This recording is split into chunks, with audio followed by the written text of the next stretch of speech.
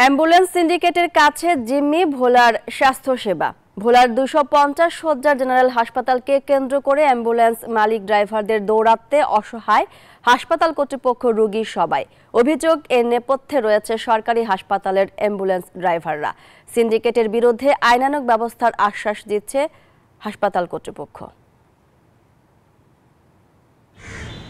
অ্যাম্বুলেন্সের সিন্ডিকেট, যাতে জিম্মি ভোলার রোগী স্বজনরা। বেশিরভাগ গাড়িরই নেই লাইসেন্স, ফিটনেস। অপ্রাপ্তবয়স্ক ড্রাইভারদের হাতে প্রায়ই ঘটছে দুর্ঘটনা।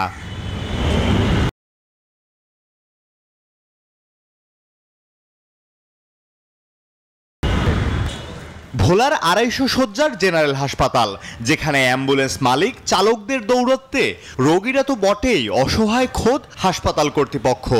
এই সিন্ডিকেট এখন থাকবে, অসহায় গরিব রোগী তারা চিকিৎসার জন্য অ্যাম্বুলেন্স পাবে না।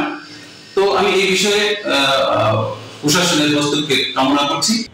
অভিযোগ, ভোলার সরকারি হাসপাতালগুলোর ড্রাইভারদের প্রায় সকলেরই রয়েছে প্রাইভেট অ্যাম্বুলেন্সের রমরমা ব্যবসা, যারা প্রত্যক্ষ বা পরোক্ষভাবে ওই সিন্ডিকেটের হোতা।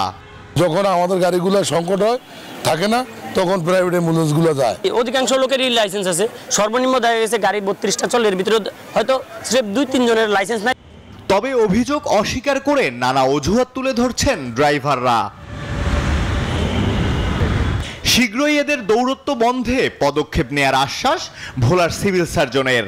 যে অ্যাম্বুলেন্সে কম পাবে সেইটা নিয়ে এসে যাবে, এখানে বাধা দেওয়ার কিছু নাই।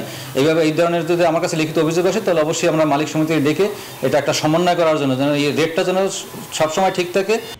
ভোলার 250 শয্যা হাসপাতালে পুরাতন 2টি অ্যাম্বুলেন্স থাকলেও দূরের পথে যাওয়া রিস্ক, আবার ভোলার বাইরে যেতে লাগে অনুমতি, যা পেতে কিছুটা বেশি সময় লাগে। Desk report, news 24।